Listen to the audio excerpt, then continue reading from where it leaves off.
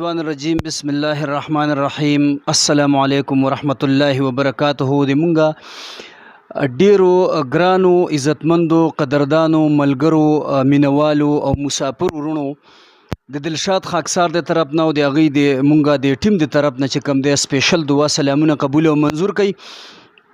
یوې خبرې چې د مونږه په دې علاقې او په دې کلو کې انتهایی یو هوا خوړلې ده چې مفتی منیر شاکر صاحب چې کوم دی یو څو خبرې داسې کړي دي چې په هغې باندې د ما غوندې د کتاب د مخ نه ناواقفه خلک چې کوم دي هغې بحث مباحثې کوي، هغې په باندې چې کوم دی نو خبرې اترې کوي، یو بل سره په فیسبوک باندې په نیټ باندې چې کوم دی نو بحث مباحثې کوي، خبرې اترې کوي.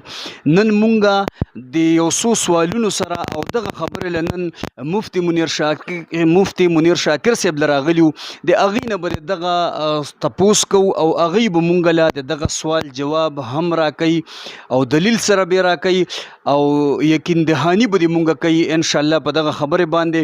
خو فقط دومره چې و یاران دوستان خپلوان مې وو خو زما هیڅوک نه وو او مور ته نه وې نور زما د دعا هیڅوک نه وو او هغه په ژوند چې به د یو بل سره نه کېناستل، هغه په ژوند چې به د یو بل سره نه کېناستل، ټول مقبره کې جوخ پراته وو، جدا هیڅوک نه وو او کورونه پاک، مخونه پاک، لباس هم پاک، خو افسوس چې دلته په ذهنونو صفا هیڅوک نه وو. نو مفتی صاحب سره خبرې اترې کوو، تاسو هم مفتی صاحب درته د کمرې په سترګه باندې را مخامخ کوو. مفتی صاحب السلام علیکم. وعلیکم السلام ورحمت الله وبرکاتہ. مفتی صاحب د قصو د واقعو او د خبرې نه خو هم خبرې چې اور د کم ځای نه لګېدلی دی او مړولې په څه طریقې باندې دي. خو اول مفتی صاحب تاسو له مونږه دا تپوس کوو چې یزید چې کوم وجي دا د منلو خبره خو دا چې د ابو سفیان رضی الله تعالی عنه نوسی او د امیر معاویه رضی الله تعالی عنه زوی و. او جی بالکل خجی دا یزید چې کوم وجي دا د خپل وخت مسلمانو جی بالکل دې کې د سره شک نشته او څوک چې پکې شک کوي هغه د دې خبرې جواب وکړي چې حسین په خپله د په سرپرستی کې حج کړی دی نو بیا مسلمان د کافر سړي په سرپرستی کې حج څنګه کیږي. ښه جی ډېره مننه مفتی صاحب. تاسو چې کوم تقریر کړی دی د دې نه مخکې د کومې خبرې نه چې دا لمبه او اوچته شوې ده او خوره شوې ده چې وایي مفتی صاحب یزید سره چې کوم دی رحمهم الله ویلی دي. ټیک شوه جی. دغه یوې خبرې چې کوم دی په دې نړۍ کې دا اور لګولی دی چې یزید خو یو ظالم دغه سړی و جی. د مفتی صاحب ورله دومره درجه ولې ورکړې ده چې دی چې کوم دی یزید سره رحمهم الله ویلی دي او حسین رضی الله تعالی عنه چې کوم دی هغې سره د اصحابو دغه الفاظ استعمال کړي دي چې حسین رضی الله تعالی عنه سره د اصحابو یې مړه کړل، یزید رحمهم الله بیا دغسې وکړل جي. دغه جواب بسم الله الرحمن الرحیم. زه خو ټولو نه اول د ورمړ نیوز افیشل شکریا ادا کوم، خصوصا د دلشاد خاکسار صاحب او تاسو د کیمرامین چې تاسو دې مسلې له اهمیت ورکو او د خلکو د اګاهۍ مو یو زبردست مهم روان کړی دی. ټولو نه اول خبره خو دا ده چې د تعجب او د جړه خبره دا ده چې اور دې خبرې وانغسته چې بله ورځ شیعګانو لایو په یو چینل باندې ټولو صحابهو باندې لعنت وي، ټولو صحابهو ته کافر وي، ټولو صحابهو پسې بدې ردې وي، هیڅ قسم ته اورې وانغستو، یو مولا پې جمعه پړاو نه کړه، یو مولا پې خفه نه شه. صرف زمونږ استادان کراچۍ کې علماء دیوبند پې راغونډ شول، هغوی د دې مذمت وکړو. خو دلته چې کوم سړی د سیدنا یزید رحمت الله علیه متعلق وی چې دا د حسین قاتل نه دی نو دلته په دوی زور واغسته. نو نه پوهېږم چې زمونږ دا ساحه سنیان دي او که شیعګان دي. اول خو په دې سوال په کار دی چې خلق غور وکړي. پاتې شوه دا خبره چې حسین سره ما سیدنا ولی ویلی دي رحمت الله علیه مې ورته ولی ویلی دي او وغیره وغیره. د دې بنیادی جواب دا دی چې خلق د یزید نه نفرت په دې وجه نه کوي چې د چا پولی پټي جګړه ده ورسره. اصل اختلاف د خلقو دا دی چې د خلقو ګمان دا دی چې د حسین قاتل دی، لہذا چې د حسین وجلی دی نو دا خو ښه سړی نه دی. منګ دا ویو چې د الله بندگانو دا د شیعګانو کتابونه دي، هغوی دا خبرې لیکلي دي. دا د هغوی کتاب دی مقتل حسین، ابو مخنف شیعی لیکلی دی، او دا په دنیا کې اول کتاب دی چې د حسین د شهادت متعلق لیکلی شوی دی، او دا شیعه لیکلی دی. وروستو چې څومره په سنی مذهب کې کتابونه راغلي دي د دې کتاب نه اخذ کړی دی، نو چې بنیاد شیعګانو یې دی د یوې واقعي ظاهره خبره ده چې ټوله دنیا په دې کې د شیعګانو په نهج باندې ځي. نو زه اول د دې خبرې سپیناوی کوم چې یزید رحمت الله علیه ته موږ رحمت الله علیه ځکه ویو چې دا زموږ د یو لوی مایناس صحابي زوی دی او ډیر پاک سړی دی، او لویه خبره دا ده چې مظلوم دی د حسین وجلی نه دی، دا په قاتلانو د حسین کې نه دی شمار. دا څومره چا چې لیکلي دي دا د صرف مقتل حسین ابو مخنف شیعی نه لیکلي دي. اوس په دې خبره باندې زه رڼا اچوم، لږ د مسلمانان ور باندې سوچ وکړي. یو خبره یو تپوس کوم جی، دا خو تاسو په خپل خوله مبارکه باندې وی چې یزید چې کومو دا د یو صحابي د یو هستی زوی ټیک شو جی. حسین رضی الله تعالی عنہ چې کوم دی هم د یو صحابي زوی او د یو پیغمبر نوسی وو ټیک شو جی. هغه سره په دې بې حرمتۍ باندې چې ولی یزید سره رحمهم الله ویلی شي، او حسین رضی الله تعالی عنہ سره د حسین او صحابانو سره مړه شول جی. یو د ادب د دایرې نه بهر ټکی نه دی جی. دا هغه خبرې دي چې خلقو د غلو پکې کړې ده، دا دومره غټه خبره نه ده. وفات، مړ، شهید او انتقال دا ټول یوه خبره ده، په دې کې بې ادبي نه راځي، ځکه چې پیغمبر علیه الصلاة والسلام په باره کې بخاري شریف کې راغلی دي، ابو بکر ویلی دي فقد ماتا، پیغمبر مړ شه. نو که دا ګستاخي وي ټول ناول بیا ابو بکر کړی ده. خدا خو د خلکو جوړې کړي شوي خبرې دي، کتاب سره د دې تعلق نشته. قرآن هم ما ته صیغه استعمال کړې ده، ابو بکر هم د رسول الله د پاره صلی الله علیه وسلم. او بکی دا پاتې شوه چې ما حسین سره رضی الله نه دی ویلی، یا به مې هیر شوي وي، او بل دا دی چې ټوله دنیا یې وایي، نو هغه اسم اتفاقي رضی الله تعالی عنه دی، هغې کې د چا اختلاف نشته، خو چې دا چاته یې نه وایي کمی دغه ځای کې دی هغه ته یې ویل پکار دي. اوس ته لږ خلک دې خبرې ته غوږ شي چې آیا دوی سنیان دي که شیعګان.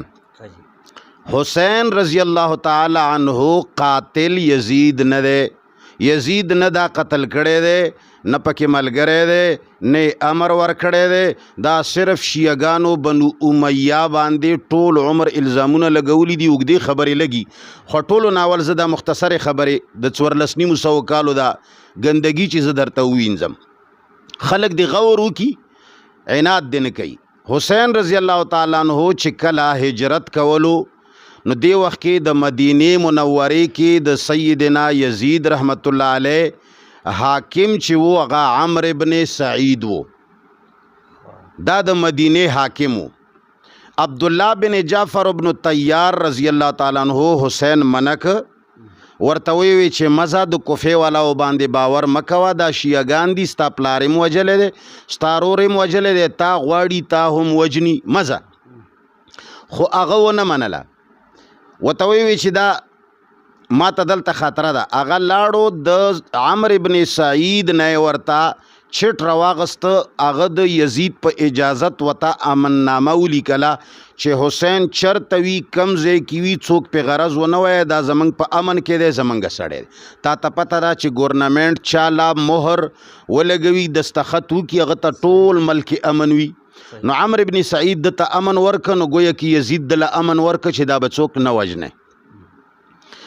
دا د شیعګانو کتاب جلاء العیون صفحه نمبر 247 کې دی، وګوري که مولیانو سره ټیم وي. دا یوه خبره. دویمه خبره، ناسخ التواریخ، دا د شیعګانو کتاب دی، مرزا تقی علی خان لیکلی دی، شپږم جلد صفحه نمبر 369 او صفحه نمبر 180 کې لیکلی دی چې کله حسین رضی الله تعالی عنہ ته د نا چې کله یزید رحمت الله علیه ته د حسین رضی الله تعالی عنہ د قتل خبر ورسېده، نو سر یې په ګریبان ومنډلو او ډېر سخت خفه شه. او وی چې افسوس که زه وی نو چرې به مې مړ کړی نه وی وجلی به مې نه وی. دا ناسخ التواریخ شپږم جلد 369 نمبر صفحه او صفحه نمبر 180 کی هم دی. د شیعگانو بل کتاب دی جلاء العیون مستند کتاب دی 240 صفحه کی غلی کی چې حسین رضی الله تعالی عنہ د شهادت واقعه چې کله یزید ته راورسېده نو هغه انا لله و انا الیه راجعون وی نه چې کافر و انا لله ولی وی. بل خبره بل رساله دا رساله القتیل د شیعه مشن لاهور نه چاپ کیږي. اغین علاوه بل کتاب دی د شیعگانو خلاصۃ المصائب صفحه نمبر 102 آغا وی چې میدان کربلا نا پخپل باندې حسین د یزید رحمت الله علیه طرف ته پتلو باندې تیار وو نو چې د یزید له پخپل ورتلو نو بیا یزید ولی قتل ول سوال نه پیدا کیږي د خو روانو زمنګ دا دعوه دا چې د حسین رضی الله تعالی عنہ روان یزید ته شیعگانو لار کې ځکه ووجلو چې د یزید لولی ورزي د دې به ثبوت پیش کوم. شپږم کتاب د خلاصۃ المصائب صفحه نمبر 303 کی لیکي چې انا لله و انا الیه راجعون په وې مسلمان ده. 293 226 کی لیکلی دی چې حسین په شهادت باندې یزید ډیر وجړل. د خلاصۃ المصائب 315 نمبر صفحه کې لیکي چې د یزید خزه دومره وجړې ده چې د ډیر هیبت د وجنه دربار ته داسې بې پرده راووته. دا د شیعگانو کتاب لیکلی موږ نه وایو موږ خدا خبرې نه منو خو دوی دی موږ له د دې جواب راکړي. صفحه نمبر 293 کې لیکلی دی چې یزید به په خلوت او په جلوت دواړو کې جړل چې کله حسین شهید شه هر وخت به جړل نو چې د قاتل و جړلې ولی. 292 کې په دې خلاصۃ المصائب کې لیکلی دی چې لونه هم جړې دي. 294 صفحې کې لیکلی دی چې خويندې هم جړل. 292 کې لیکلی دی چې اهل بیت ټولو سره د یزید څو ورځې ماتم وکړو. مونږ خو ماتم نه منو خو د دوی کتابونو لیکلی دی د شیعگانو کتابونو لیکلی دی. هغې نه علاوه دا هم لیکلی دی چې یزید به جړل او بیا به سترګې پاکولې. طراز مذهب مظفری صفحه نمبر 468 کې لیکي چې اهل بیت کله راغلل نو یزید ډیر خیسته مقام او مکان ولا ورک او زین العابدین چې د حسین زوی و دنه بغیر به یزید روټی نه خوړه. د شیعگانو کتاب مقتل امام فراینی د شیعگانو کتاب دی. اغلی کی چې یو تقریر کې یزید د ټولو قاتلانو نمونه واغستل او په یو قاتل باندې یزید لعنت وی او لاندې امام جعفر صادق نه لاندې امام زین العابدین چې دوی ورته امام زین العابدین وی د حسین زوی دی هغه ورته ناست و. نو حسین زوی ورته دا ولې نه وی چې د قاتل خوته دا د شیعگانو کتاب لیکلی. بل کتاب د جلاء العیون صفحه نمبر 527 ناسخ التواریخ جلد 6 صفحه نمبر 378 طراز مذهب مظفری صفحه نمبر 456 احتجاج تبرسی دی ټولو کې لیکلی دی چې یزید وی چې الله د غارت کی ابن زیاد ملعون او ابن مرجانہ چې اغوی حسین قتل که. دا شیعگانو لیکلی دی چې لعنت په چا باندې کړی دی ابن زیاد باندې او ابن مرجانہ باندې. دوی ویلی دی چې قاتل ابن زیاد او ابن مرجانہ دی او دا شیعه دی. بیا ادام لیکلی دی چې حسین نه یزید د دوی په قتل باندې راضی نه و.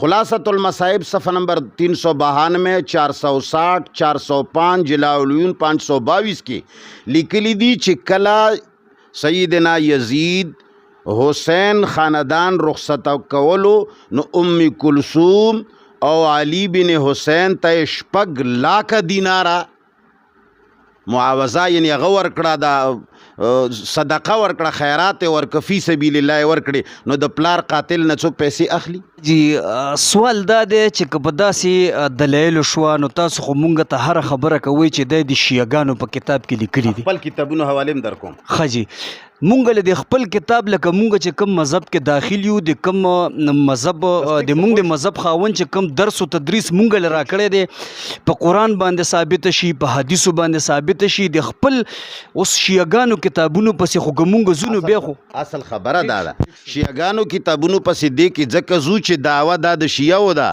دا د سنیانو دعوه نه ده خو سنی پوه نه دی د خپل مذهب نه د شیعو حواله ځکه ورکو چې دا شی د شیعو دی دعوه د شیعو ده نو د هغوی د کور حوالې ورکو د سنیانو د کور دعوه نه د سنی کور دعوه دا ده چې دا وجلې شیعګانو دی الحمدلله یزید په دې کې لاس نشته یزید سنی و د دغه وخت حکمران ما داسې اوریدلی وو د پویانو خلکو نه چې د دغه وخت حکمران چې کوم وو د یزید وو او نو آیا حکمران چې کوم دی نو بیا په دې باندې ګرم نو جواب در کوم کنه خجی زه جواب در کوم کنه دا ټوله خبره ځکه وایم چې ستا به ټول اشکالات ختم شي لہذا دوی ټولو لیکلي دي چې 2 لکه دیناره یې ورکړل فی سبیل الله او بیا یې زین العابدین ته وویل چې ما ته خط کتابت لیکه ضروریات ما خبروه تنقیح المقال د امام قانی منتهى الامال د ابي علي هغه وایي چې د معاویه نومونو باندې 41 نومونه د محدثینو تیر شوي دي که معاویه ښه سړی نه و د محدثینو نومونه ولی معاویه په نوم باندې وو او دوی لیکلی دي چې د یزید په نوم باندې 124 محدثین تیر شوي دي که یزید خراب سړی وی زمونږ مسلمانو محدثینو نومونه 124 کسانو یزید نومونه ولی وو دینه علاوه دا خو د شیعګانو کتابونه دي د اهل سنت والجماعت کتابونو لیکلي دي چې د معاویه په نوم باندې 197 کسان زموږ مسلمانانو کې تیر دي لوی لوی خلک او یزید په نوم باندې 53 محدثینو تذکره ده او بقی پاتې شو حسین څنګه قتل شو کمزه قتل شو چا قتل که دا زیوی نقشې نه تاسو ته خایمه د نقشې ته د کیمرې والا او ته سوال کوم چې دا نقشه دی پکې راولي زه د ټول امت نه په دې خبره سوال کوم کله چې شیعګانو خطونه راولېږل حسین ته چې تراشه کوفې ته منګه تا بادشاه جوړو د یزید خلاف نو حسین یعنی دا د تمام امت اتفاق ته د شیعه او د سنی چې حسین مدینه نه مکې ته راغی او په مکه کې مشوره وکړه او د کوفې ته روان شو ټیک شوه نو دا د مکې نه کوفه داغه پراته ده د کوفې نه دمشق داغه پروت دی دا مینس کې چې کوفې ته ځې مینس کې القرعه یو ځای راځي قادسیه بل ځای راځي دریمه کوفه راځي کوفې نه کربلا 3 میله لرې ده ګوګل کې د خلک وګوري زما نقشه د خلک نه مني ګوګل کې د خلک وګوري چې حسین رضی الله تعالی عنہ کوفې ته تلو نو په قادسیه کې ولی شهید نشه قرعه کې ولی شهید نشه کربلا کې څنګه شهید شه کربلا خود کوفې او د مکې په منځ کې نه ده لکه یو سړی وایي چې زه پېښور نه سوات ته روانو ما کوهاټ کې چا مړ کړم نو اسې ته په ایمان وایه پېښور نه چې یو سړی سوات ته روان وي دغه په کوهاټ لار شته نشته که نه نو دا حسین رضی الله تعالی عنہ چې کله مکې نه قرعه ته ورسېده ځان نه مخکې د مسلم بن عقیل لېږلی و کوفې ته چې د کوفې حال واخله د خلق رښتیا ماته تیار دي که دوکه راکوي او د کوفې په شیعه کېدو کې د امت شک نشته دا بالاتفاق خبره ده چې کوفه کې ټول شیعګانو دا د تاریخ کې محتاج بیان خبره نه ده نو چې کله د مکې نه قرعه ته ورسېدو د مسلم بن عقیل خبر ورته راغی چې مسلم بن عقیل شیعګانو مړ که شهید یې که را نشي کوفې ته نو د دې ځای نه لار بدله که تاریخ دی وګوري العذیب ته تللی دی بیا زوحم قصر مقاتل له تللی دی بیا کربلا له تللی دی په کربلا کې شیعګانو غیر که شهیدی که ولی دی روان و دمشق ته یزید رحمت الله علیه سره ملاوېده چې زما د تره زوی دی دقه صحیح دی او دا نور ټول بېدینه دي دا منګه وجني دی کوفې والا ورپسې 80 کسان لاړل ورته ویوي چې مزه ځکه چې دلته خو د دوی خطونه ورسره وو نو دې ځای کې دوی ویسار شو خوب ته د غرمې روټۍ ته نو د یزید رحمت الله علیه چې کم لخکر و د هغې زه نومونه رستو ذکر کوم هغه ور سره میلاو شو ورته ویې چې دا خو دې ډېر ښه وکړه یاره چې کوفې ته لا نړې هغه ورته چې بس زه خو پرې پوه شوم ترڅ به یې راته شهید کړي نو ځان خو مې پرې نه وجلو نو هغه ترې نه لرې پړاو واچولو ځکه چې د سره حسین رضی الله تعالی عنه سره ښځې او بچي وو هغو ترې نه لرې پړاو واچولو د کوفې والا چې کم اویا کسان وو هغوی پرې حمله وکړه دوه نیمو ګنټو کې دننه دی شهید کې سره د ښځې او د بچیو د دغه سیدنا یزید رحمت الله علیه لښکر چې کله شور واورېدو ورغلو نو تیره ویره شوې وه دا اویا کسان بیا دی یزید رحمت الله علیه لښکر مړه کړل بدل یې ترې واغسته نو اصل خبره دا ده چې امت ته ماله د دې جواب راکړي چې مکې نه سړی کوفې ته روان دی په کربلا کې ولې مړ شي کربلا خو د کوفې او د مکې په منځ کې نه ده دا به امت مني چې حسین رضی الله تعالی عنه دمشق ته روان و یزید سره یې روغه کوله لار کې شیعګانو ووجلو چې زموږ دشمن له څنګه ورځي دا د حقیقت اوس دا حقیقت چې ما کم تاسو له په دې بورډ باندې وښود دا حقیقت تاسو لږ د کتابونو په رڼا کې مو وګورئ لہذا سوال دا دی القرعه کې حسین ته د مسلم بن عقیل د شهادت خبر میلاو شو اراده بدله که لارې بدله که ځکه چې دغه ځای کې د یزید رحمت الله علیه د لښکر سربرا او د حسین رضی الله تعالی عنه نانا عمرو ابن سعد د سره میلاو شو او پوه کو چې خبردار هغه مړ که تام وجني نو بیا ده ووی چې دغو غدارانو زما پلارم وجلی دی زما ورورم شهید کړی دی لہذا زه دوی له نه ورځمه نو بیا یې ووی چې زما د ورور د خپو لاندې نه مسله راښکله او په زهرو خنجر باندې وولو شهید د شیعه کتاب وګوره ناسخ التواریخ شپږم جلد صفحه نمبر 222 حسین از طریق قادسیه را بگردانید چې حسین د قدسیې نه لار بدله کا بجانب چپ روان شد ګڅ طرف ته روان شه بله لارې د کربلا د دمشق والا ونیوله دا د شیعګانو کتاب هم لیکلی دي او بل کتاب وګوره شیخ مفید الارشاد صفحه نمبر 437 کې هم لیکلی دي ملا باقر مجلسی بهار الانوار جلد 10 صفحه نمبر 446 هم لیکلی دي دلته د حسین د خطونو تذکره هم شوې ده بهار الانوار کې چې د دې شیعګانو خطونه ورسره وو که دوی وجلی نه وی دا خطونه یزید له ورغلي وی نو یزید به دا یو مشر شیعه رانیولو چې ښه تاسو حسین ته خطونه دې دپاره لیږل چې دی زما خلاف بغاوت وکړي خو زما ترز وی او ما ته راغی تاسو به رانه څوک خلاصوي نو د هغو خطونو ضایع کولو دپاره یې حمله پې وکړه لار کې شهید که او غداران یې پېژندل او اراده یې بدله کړه عمرو ابن سعد ته یې 3 شرطونه پیش کړل نمبر 1 حسین رضی الله تعالی عنه ورته ووی چې وروره ته زما ماما هم یې او د یزید د لښکر سر هم یې لہذا یو کار دا دی چې یا خو ما پرېږده واپس چې زه مکې ته لاړ شم دویم شرط دا دی چې یا ما سرحداتو ته ولېږه چې زه جهاد وکم دریم شرط دا دی چې ما یزید لور والا چې زه هغه سره بیعت وکم دا زما ترز وی دی او دا غداران مې وپېژندل دوی سره نه ځمه هغه ورته ووایي چې دا دریم شرط دی منظور دی زه چې یزید له ورځو نو روان شول لار کې کربلا کې دوی قتل که کربلا په منځ د کوفې او په منځ د مکه کې نه دا خلک دی د دینا سبق واخلي ګوګل دی وګوري په پټو سترګو د شیعګانو خبرې نه مني چې د دوی صحابه او ته کافر وایي د شیعو معتبر کتاب شریف المرتضی الشافی صفحه نمبر 471 جلد 1 کې وی قال لعمرو ابن سعد اختاروا مني اما الرجوع في المكان الذي اقبلت منه یو شرط دویم وان ازع يدي على يد يزيد فهو ابن عمي ليرى في رايه ما خپل ترزوی یزید لور پرېږ دی چې زه لاس ولا ورکم ما خلق وپېژندل یا سیرونی الى صغور المسلمین فاکون رجلا من اهله یا مې جهاد ته پرېږ دی چې زه لاړ شم کفارو سره جهاد وکم یزید مسلمان دی زه هغوی سره جهادونه نه کوم 3 شرطونه پیش کړل الشافی جلد 1 صفحه نمبر 471 دغه شرایطو ذکر د شیعگانو کتاب د الامامه والسیاسه جلد 2 صفحه 6 کې وګوره. ابو الفرج اصفهانی مقاتل الطالبین صفحه 75 وګوره. مولا باقر مجلسی بہار الانوار جلد 4 صفحه نمبر 446 وګوره. مرتضی محمد تقی ناسخ التواریخ جلد 6 صفحه نمبر 237 وګوره.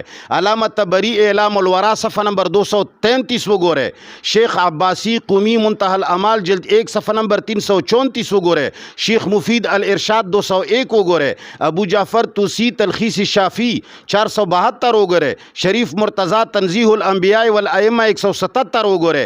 امام زین العابدین وی تنزیح الانبیاء کې چې امام زین العابدین وی چې شیعگان نکله ولیدل، زین العابدین چې ولیدل چې شیعگان جاړي نو ورته وی تبکون لاجلنا، تاسو منګ ته جاړې، فمن قتلنا، اے شیعگانو چې تاسو جاړې د منګ وجلی چایو، تاسو چې منګ ته جاړې د منګ وجلی چایو.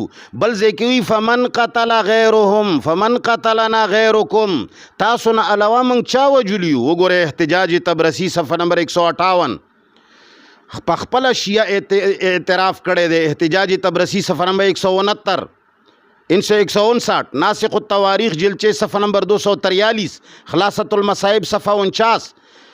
حسین وی خلاصۃ المصائب کې حسین وی قد خذلتنا شیعتنا، منگ خپلو شیعگانو ذلیل کړو، منگ یزید نیو وجلی. ناسخ التواریخ 159 کې وی چې حسین وی چې منګ وم غوښتو شیعگانو بیا لوټم کړو قتلیم کړو. خلاصۃ المصائب 115 کې وی چې منګ وغوښتو مدد را سره خود ونه کو چې مړی کړو. اخبار ماتم وګورا ورته بقاعده د حسین لور وی زینب بنت علی نو سیدا هغه ورته وی چې یا اهل الکوفه، اے دو کوفه والاو که تاسو ته زمنګ نیکه پیغمبر علی السلام د قیامت پر ورځ وی چې زما دین وسو سرم څوک شیعگانو تاسو به څه جواب ورکوي؟ اے دا تاسو د شیعگانو کتابونه دي، دا خلخو نیم شیعگان دي چې په دې خبره اور اغسته وي. اغه نه علاوه ام کلثوم بنت علی وی ناسخ التواریخ وګوره. احتجاج تبرسی 157 وګوره چې هغه وی چې تاسو توری زمنګ خلاف چلیږي. دا د چا کتابونه وو؟ دا د شیعگانو. اوس د سنیانو کتابونه چې دا کم نیم سنیان دي دا دیم لږ غوږ شي. وفیات الاعیان جلد 1 صفحه نمبر 328 دا زمنګ د مذهب د سنی کتاب دی. هغه وی چې یزید بن معاویه خ صحیح مسلمان او صحیح سړیو. ابن حجر حیثمی الصواعق المحرقات صفحه نمبر 223 کی لیکي چې ایمان او یزید د ایمان والا سړیو. مولا علی قری الحنفی شرح فقه اکبر صفحه نمبر 88 کی لیکي چې یزید ایمان والا او دا خبره د هیڅ چا نه پټه نه ده سیوه د شیعگانو نه. ابن خلدون د سنیانو مستند کتاب ده، مقدمه ابن خلدون صفحه نمبر 217 کی لیکي چې زیاده تر صحابه کرام د یزید ملګریو. زیاده تر صحابه کرام د چا ملګریو؟ د یزید ملګریو. ابن خلدون وګوره. امام غزالی احیاء العلوم جلد 3 صفحه نمبر 108 کې لیکي شریعت کې یزید باندې لعن طعن جائز نه ده. زمنګ د سنی مذهب ابو بکر ابن عربی العواصم د امام مالک صاحب مذهب والا کتاب دی، هغه 222 کې لیکي چې په حسین نه په یزید باندې لعن طعن جایز نه دی. بیا لیکي چې هغه تاریخ والا څه شو چې یزید ته فاسق و شرابي وي، دوی شرمیږي نه. ابو المعیز حنبلی لیکلی روح کتاب لیکلی دی فضل یزید، د یزید په فضیلتی کتاب لیکلی دی.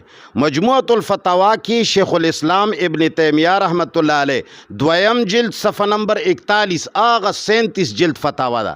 پاغي کې دویم جلد صفحه نمبر 41 کې هغه وایي چې یزید یو مسلمان بادشاہ او دا ډیر پاک سړی او د خلکو چې څومره رائے ده په باره کې دا غلطه ده. منهاج السنت جلد 2 صفحه نمبر 247 کې هم دغه خبره کوي. ابن قیم په المنار المنیف فی الاحادیث الصحیح والضعیف صفحه نمبر 220 کې لیکي چې کوم روایتو کې د یزید او معاویه باندې تنقید شوی دی دا ټول د شیعگانو روایتونه دي او دروغ دي. دا د سنیانو کتابونه شو. بس په دې باندې به بس کو.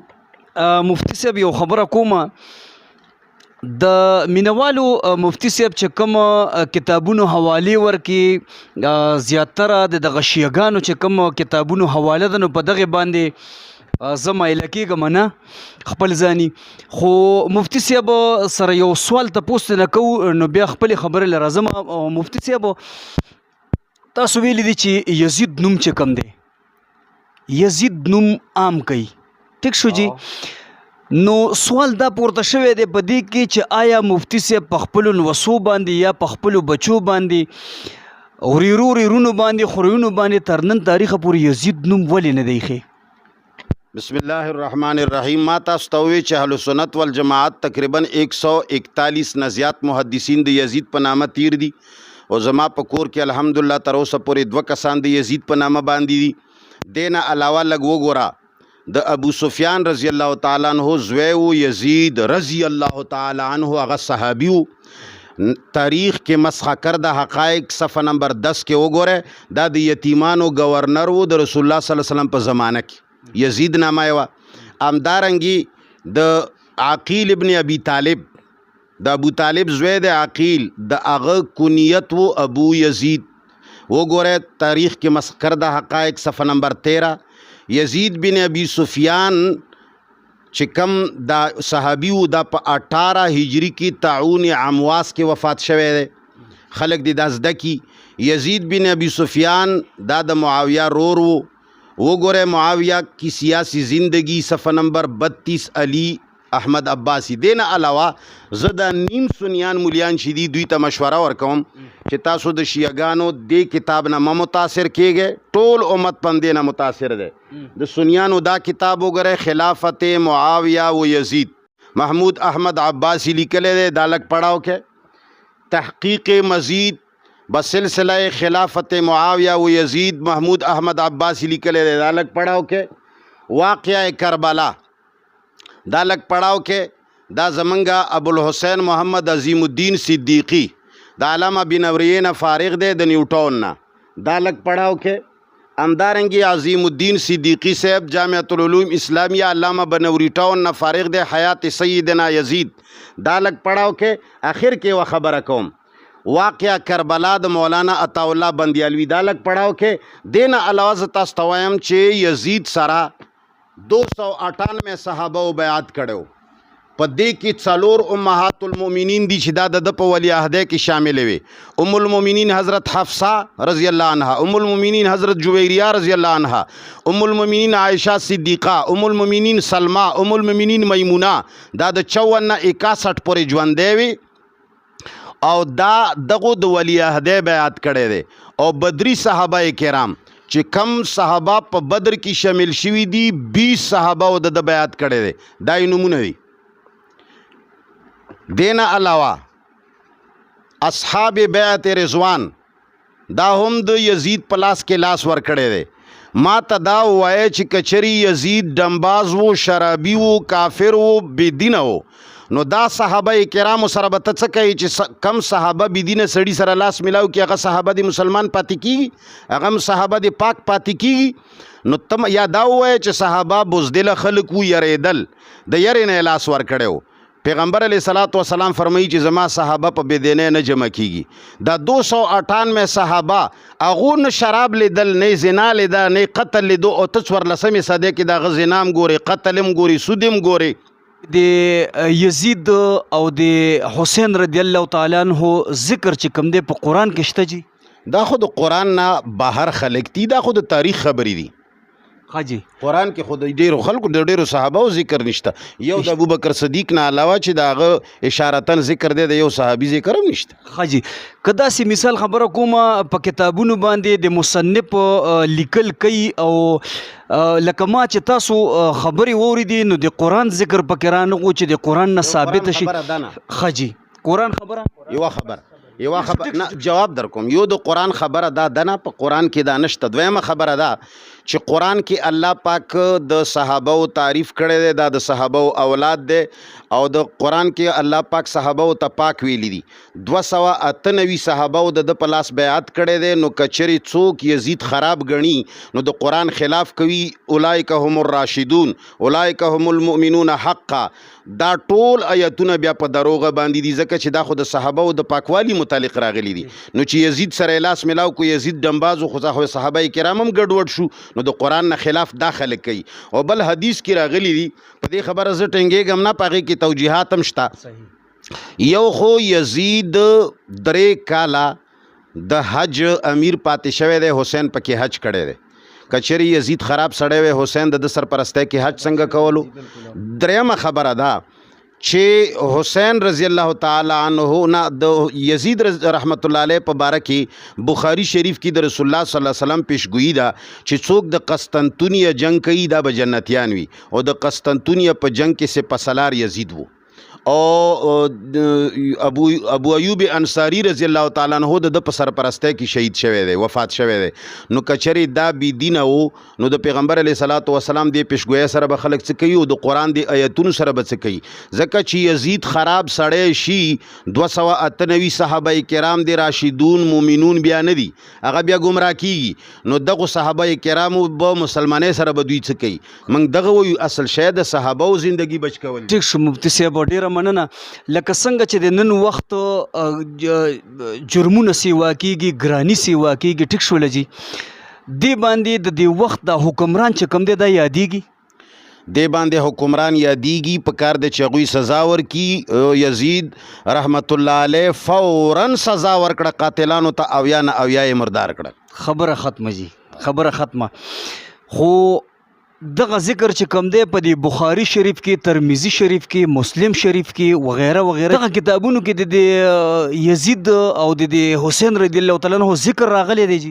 په دې کې بالکل راغلی دی، روایات هم ترې نشته دي، او د دوی مقام هم ذکر دی. او د یزید مقام ټولو نه لوی مقام دا دی چې ابن عمر رضی الله تعالی عنہ نه چا پوښتنه وکړه چې دی کله ولیعهد کولو، ورته وی چې څوک په کار دی؟ هغه ورته وی چې لوی لوی صحابه موجود دي، خو د امارت د پاره د یزید نه بهترین سړی بل نشته. ابن عمر ویلی.